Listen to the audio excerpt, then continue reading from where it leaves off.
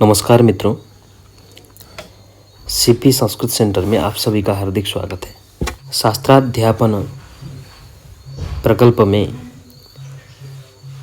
सभी शास्त्रों का मुखभूत शास्त्र व्याकरण शास्त्र के लघु सिद्धांत कौमुदी का हम अध्ययन कर रहे हैं। आज की यह कक्षा संज्ञा प्रकरण से संबंधित चतुर्थ कक्षा है। आज की कक्षा में हम सवर्ण ग्राहक के विषय में अध्ययन करेंगे। अर्थात इससे पहले जो हमने पढ़ा वह सवर्ण संज्ञा। सवर्ण संज्ञा के विषय में हमने बहुत सारे अवान्तर विषयों को भी पढ़ा, जिसमें आभ्यंतर प्रयत्न, स्थान, बाह्य प्रयत्न, क से लेकर के ह तक के जितने भी वर्ण हैं, उन वर्णों का आभ्यंतर प्रयत्न क्या होता है, इनका स्थान क्या होता है, इनका प्रयत्न क्या होता है, किस वर्ण के साथ में स्थान और प्रयत्न समान है, स्थान और प्रयत्न समान होने के चलते सवर्ण संज्ञा होती है वर्णों की परस्पर में। इस विषय को हमने अध्ययन किया। आज हम सवर्ण को जानने के बाद सवर्ण का ग्रहण वस्तुतः कहाँ पे होता है, इस विषय को जानेंगे। तो सबसे पहले सवर्ण को ग्रहण कराने वाला सूत्र है अणुदित सवर्ण से चा प्रत्यय।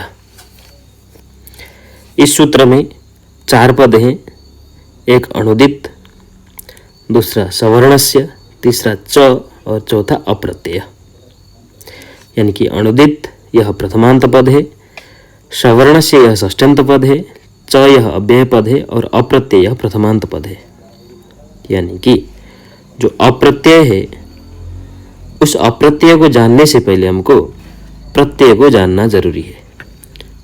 इसी आकांक्षा को दूर करते हुए ग्रंथकार ने मूल में कहा प्रतीयते विधीयते इति प्रत्यय। यानी कि जो जिसका विधान किया जाता है उसी को हम लोग प्रत्यय कहते हैं। तो विधान भी क्या है? प्रतीत होता हुआ जिसका विधान किया जाए उसी को हम लोग प्रत्यय कहते हैं। यानी कि जो प्रत्यय नहीं है उसको हम लोग अप्रत्यय कहेंगे। यानी कि प्रत्यय रहित जो रहेगा उसको हम लोग अप्रत्यय शब्द के द्वारा अभिधान करेंगे। इस क्रम में इन्होंने कहा अप्रत्ययः अणुदित सवर्णस्य।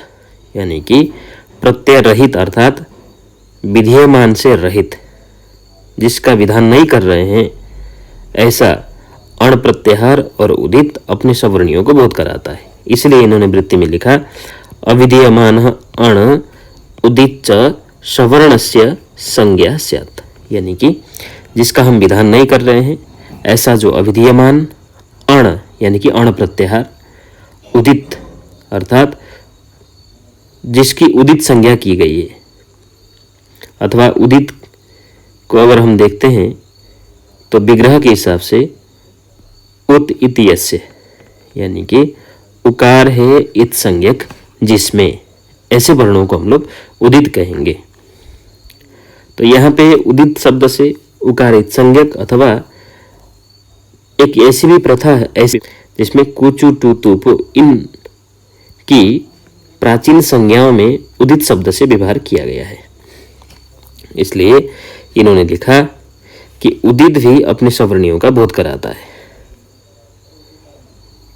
तो हमको ये ध्यान देने की बात है कि अण उदित च जो हमने कहा, इसमें जो अण प्रत्याहार आया है उस अण प्रत्याहार से किसका ग्रहण करना है, क्योंकि अक्षर समाम्नाय में अण प्रत्याहार से 2 बनते हैं, एक अ ई उण और दूसरा है अ ई उण ऋलिक। ऐसा आगे बढ़ते बढ़ते जब जाएंगे तो अंत में एक सूत्र आएगा लण।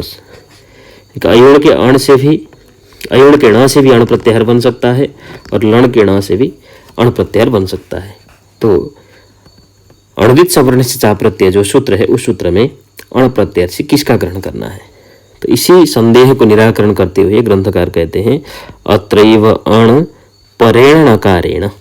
यानी कि इस सूत्र में जो अण है वह अण परणकार तक लिया जाता है, अर्थात अ ई उ ऋ ऋ ए ओ ऐ औ ह य व र ल यहाँ तक, क्योंकि ल के बाद ण है इसलिए परणकार से अण प्रत्याहार लिया जाएगा।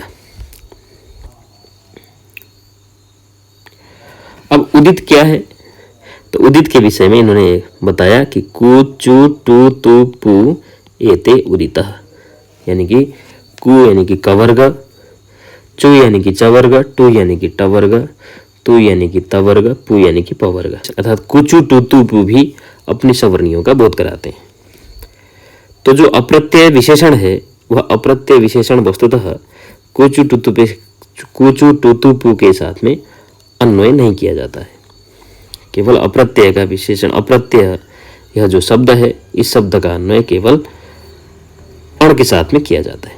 अविधीयमान उदिच्च, अविधीयमान अण उदिच्च स्वस्य सवर्णानां ग्रहणं कारयति, यानी कि अपने जो सवर्णी हैं उन सवर्णियों का बोध कराते हैं। अर्थात जैसे कि उदाहरण के लिए हम देख सकते हैं, एक अवर्ण है, इसके सवर्णी कितने हैं? एक अ और 17 को मिलाकर के टोटल 18, यानी कि एक अ 18 प्रकार के आकार को बोध कराता है। तो यानी कि अब यहाँ पे ये भी ध्यान देना है, 18 प्रकार के आकार को बोध करा करके अपना बोध कराता है कि नहीं? तो अपना भी बोध कराता है, यानी कि अ और इसके अपने भेद 17 भेद, उन 17 भेदों को मिला करके जो 18 संख्या होती है वह 18 संख्यक जो आकार है उस आकार का बोध कराता है। तुल्य से प्रयत्नम सवर्णम जो सूत्र है उस सूत्र ने केवल सवर्ण संज्ञा को विधान किया है। तो सवर्ण संज्ञा करने मात्र से एक अ के द्वारा 18 प्रकार के अ का बोध होता है ऐसा नहीं है, क्योंकि अगर सवर्णियों का बोध कराने लगे तो अ के द्वारा कदाचित अन्य वर्णों का भी बोध होने लगेगा। जैसे कि हम सवर्ण के ही माध्यम से देखते हैं तो अकार और हकार में ये व्यवस्था बनने लगेगी। इसलिए हमने कहा कि अ के द्वारा 18 प्रकार के आकार को ही ग्रहण करना है।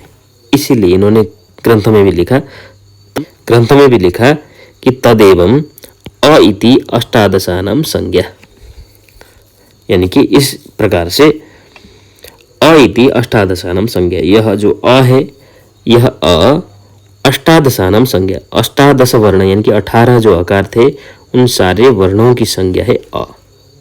तो संज्ञा है तो संज्ञी क्या हो गए? 18 प्रकार के आकार, यानी कि अ का उच्चारण मात्र करने से 18 प्रकार के आकार का बोध होगा, इसलिए अ इति अष्टादशानां संज्ञा। तो अ के बाद आया अण प्रत्याहार के अंतर्गत ई आया, तो ई की स्थिति क्या रहेगी? तो ई के लिए भी इन्होंने लिखा तथा, मतलब उसी प्रकार से इकार उकारो, यहाँ पे संधि किया है इकार उकारो, यानी कि इकार अर्थात 18 प्रकार का इकार ही रहेगा, उकार भी 18 प्रकार का ही रहेगा।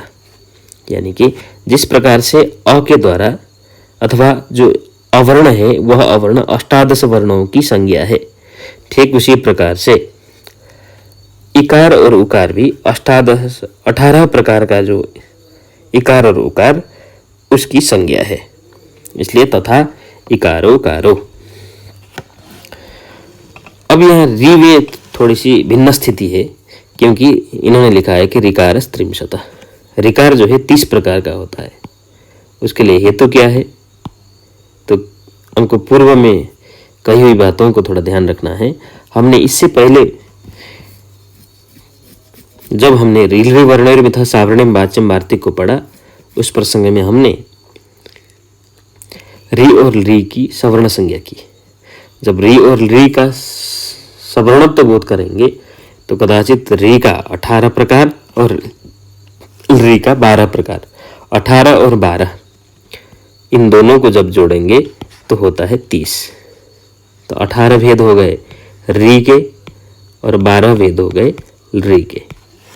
इस रूप में 18 और 12 को जोड़ने पर 30 होता है, इसलिए ऋकारस त्रिंशतः ऐसा कहा। तो ऋकारस त्रिंशतः ठीक उसी प्रकार से अगर रिकार के द्वारा 30 प्रकार का अथवा रिकार 30 प्रकार के री और री की संज्ञा अथवा 30 प्रकार के रिकार का बोधक होता है, तो रिकार भी 30 प्रकार के ही रिकार का बोधक रहेगा। कारण जब रिकार और रिकार को मिलाएंगे तो 30 हो जाएंगे।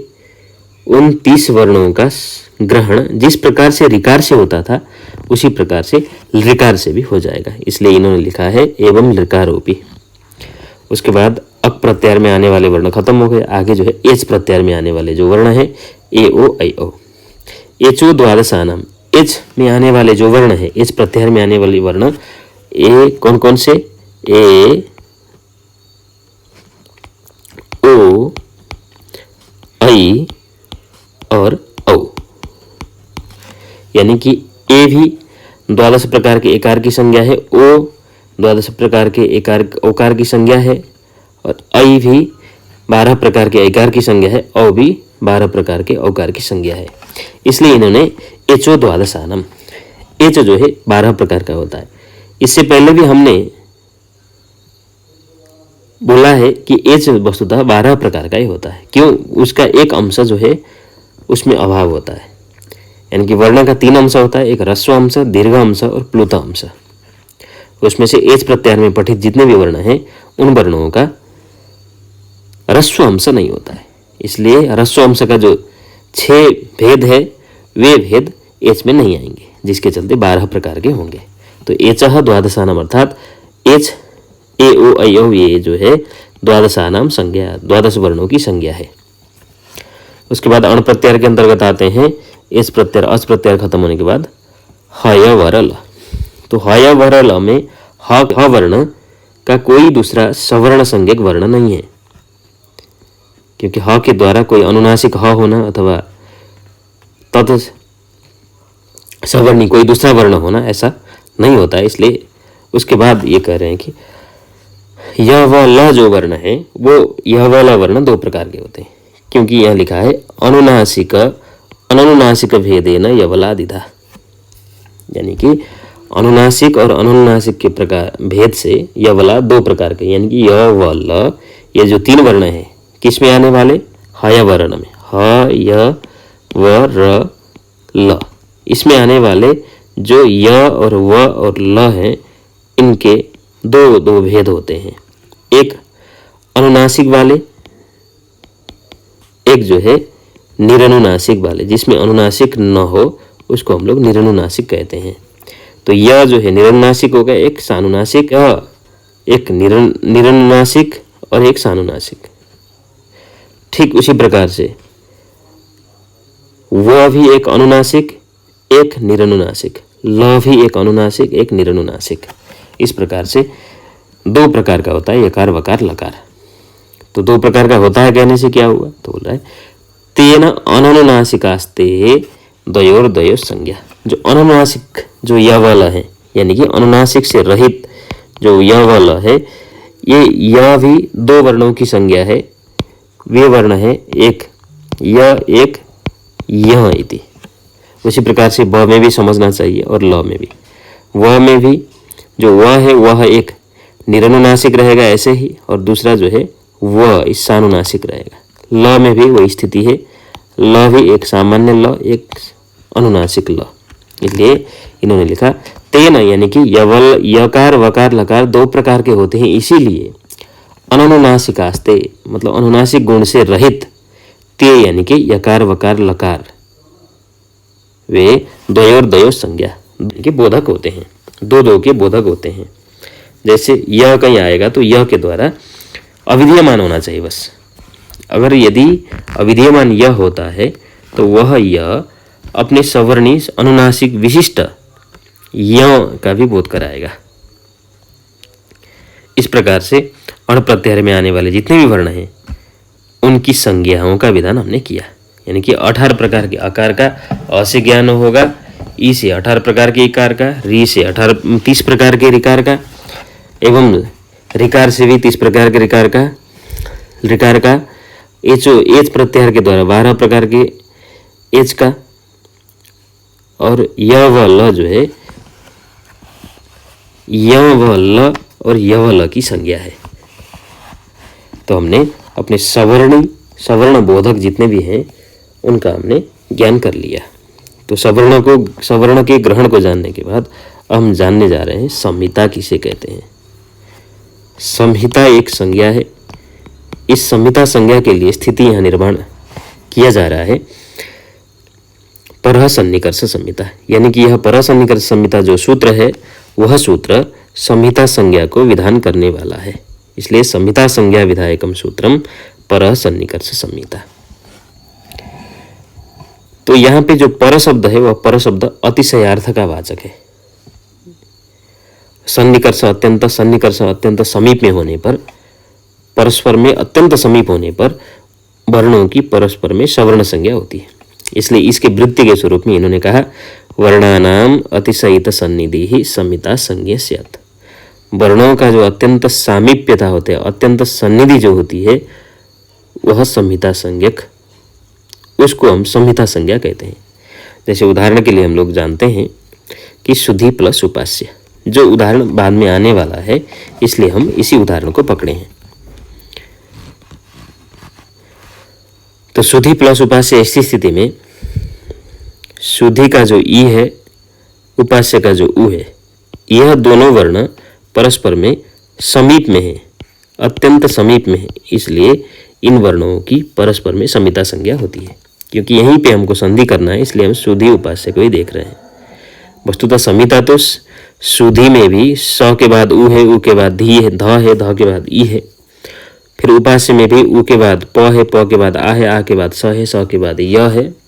ऐसी स्थिति में संहिता संज्ञा सभी की होती है, परंतु हमको विधि केवल सुधि प्लस उपास्य, इसमें इक्वेणचि सूत्र आगे आने वाला है, उसके द्वारा संधि करनी है। इसलिए हमने कहा कि वर्णों की अत्यंत सामीप्यता, वर्णों का अत्यंत सन्निकर्ष मतलब अत्यंत नजदीक हो जाना, उसी को हम लोग संहिता संज्ञा कहते हैं।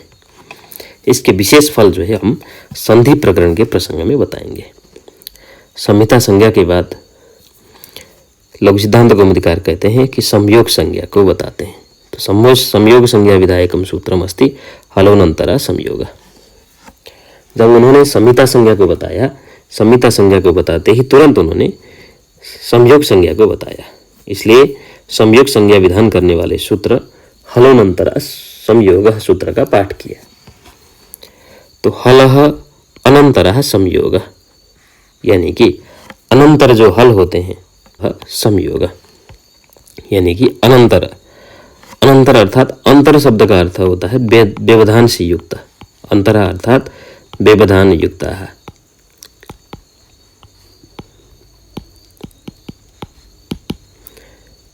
अंतरा शब्द का अर्थ होता है व्यवधान युक्त है।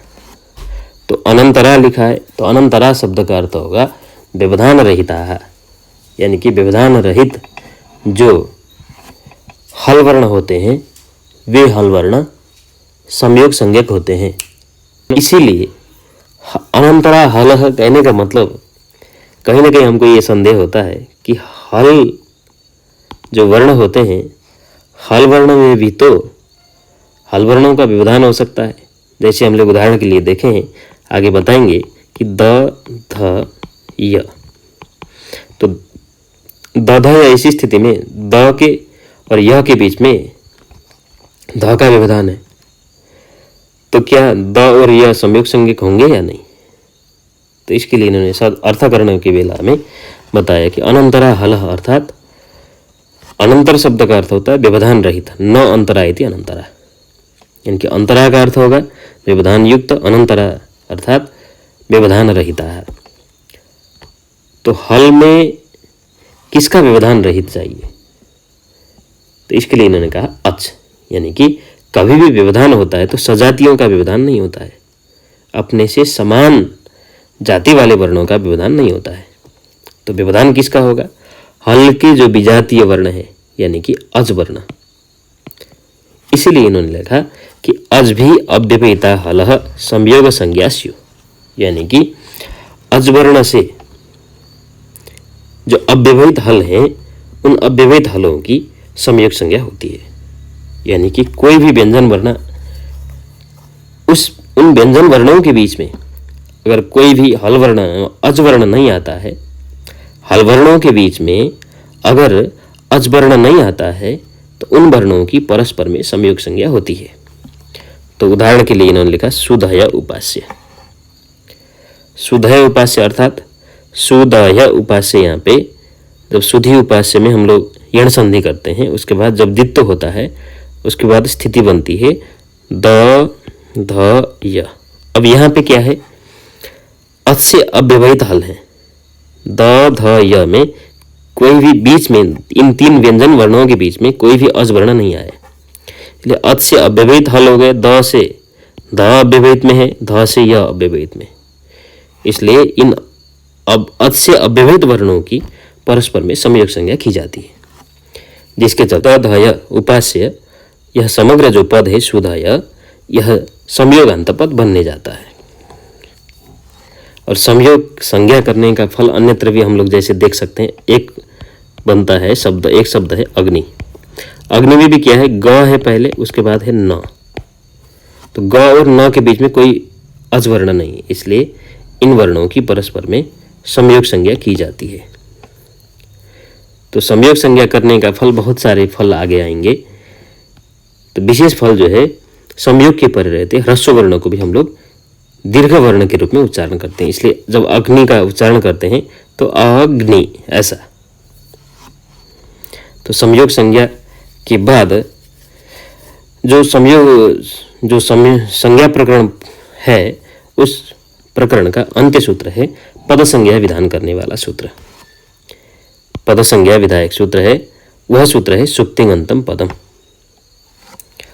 सूत्र क्या कहता है, जो सुप्तिंगंतम तद्भवति पदम, यानी कि सुप्तिंग अंतम पदम। तो सुप्तिंग अंतम किसे कहते हैं, जिस शब्द के अंत में सुप प्रत्यय हो। सुप प्रत्यय यानी कि सुजस अमोडसस टाभ्यम्बिस ङेभ्यम्ब्यस ङसिभ्यम्ब्यस ङस ओस आम ङी ओस सुप, जो हम कालांतर में पढ़ेंगे। यानी कि सुप प्रत्यय अंतिम में जिसके हो, अथवा तिङंतम यानी कि तिंग प्रत्यय हो अंतिम में जिसके, ऐसे शब्दों की अथवा ऐसे शब्द समुदाय की हम पद संज्ञा करते हैं। इसलिए इन्होंने लिखा सुप्तिंगंतम पदम में जो अंत शब्द है, उस अंत शब्द का दोनों के साथ में अन्वय होता है, सुप के साथ में भी, तिंग के साथ में भी। और सुप और तिंग को उद्देश्य करके, सुबंत और तिंगंत को उद्देश्य करके हमने पद संज्ञा का विधान किया। तो सुप्तिंगंतम यह प्रथमांत है, पदम भी प्रथमांत है। इसलिए वृत्ति में इन्होंने लिखा सुबंतम तिंगंतम च पद संज्ञम स्यात्, यानी कि जिस शब्द के अंत्य में सुप प्रत्यय हो, जिस शब्द के अंतिम में तिंग प्रत्यय हो, उसको हम लोग पद कहते हैं। यानी कि सुबंत शब्द से सुप है अंत्य में जिसके, ऐसा पूरा समुदाय क्या होता है। जैसे हम देखते हैं उदाहरण के लिए राम प्लस सु, तो राम सु ऐसी स्थिति में हम लोग इस पूरे को सुबंत कहते हैं, क्योंकि सुप अंत्य यस्य, ऐसा पूरा समुदाय होगा राम सु, यह सुबंत हुआ, इसलिए हम लोग इसकी पद संज्ञा कर लेते हैं। पद संज्ञा करने के बाद जब राम सु के बाद जब सु में उकार इत्यादि का इत संज्ञा लोप इत्यादि होने पर बनता है राम। तो राम के अंतिम में क्या है, सु है, इसलिए राम क्या है, पद है। राम यह पूरा विसर्गांत पद है। ठीक उसी प्रकार से एक पच धातु है, पचति पचतः पचन्ति, जिससे बनता है डुपचस पाके। तो उस पच धातु से जब ती प्रत्यय लाते हैं तो ये पच ती पूरा क्या हो जाएगा, तिंगंत हो जाएगा, क्योंकि इसके अंतिम में तिंग प्रत्यय है। तिंग यानी कि तिप्तस झी शिफ्थस्थ मिब्बसमस त आताम झ था साथाम त्वम इड वही महिंग।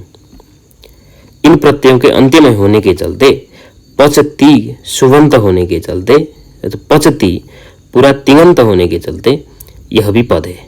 जब पचती के बाद अंतिम में जब पचती बनता है तो इसको भी हम लोग पद ही कहते हैं।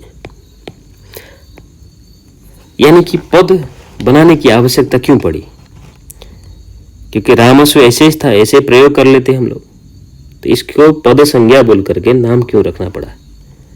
तो इसके लिए हमको ध्यान रखने की आवश्यकता है। महाभाष्यकार कहते हैं कि अपदम न प्रयुंजित,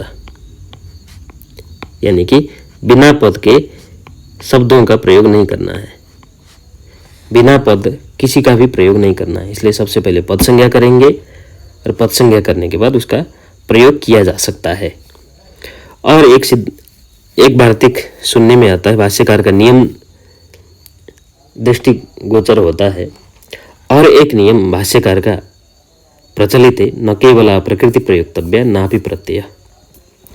न तो केवल प्रकृति का प्रयोग कर सकते हैं, न तो केवल प्रत्यय का। अगर प्रयोग ही करना है लोक में अर्थबोध करने की इच्छा से, तो प्रकृति प्रत्यय से युक्त जो समग्र पद है इन्हीं पदों का प्रयोग करना है। जैसे रामः गच्छति, तो रामः भी पद है, गच्छति भी पद है, इसे हम कहते हैं पद संज्ञा। यह संज्ञा प्रकरण का अंतिम प्रकरण था। इसके बाद हम आगामी कक्षा में संज्ञाओं को करने से क्या लाभ हुआ, इन संज्ञाओं का प्रयोजन क्या है, इस विषय को हम चर्चा करेंगे। आज के लिए हम कक्षा को यहीं विश्राम देते हैं। अगर आपकी कोई प्रतिक्रिया हो, कोई सुझाव हो, तो अवश्य ही कमेंट के माध्यम से बताएं। धन्यवाद।